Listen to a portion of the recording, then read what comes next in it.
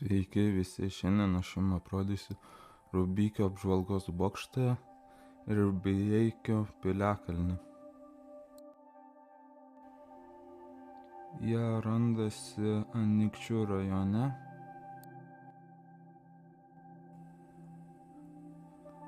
Piliakalnis datuojamas 1 tūkstančiui prieš mūsų erą pabaigoje ir 2 tūkstantmečio pradžioje. Piliakalnio aukštis yra 16 metrų, o apžvalgos bokšto aukštis yra 15 metrų.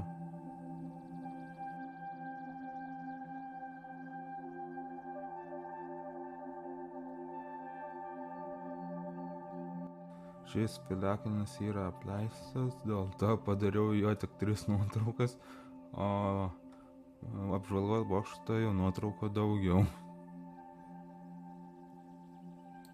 Paskutinė nuotrauka pilies, kaip galėtų atrodyti pagal dirbtinį intelektą, kuris ją sukūrė pagal Wikipedijoje esantį piliakalnio aprašymą.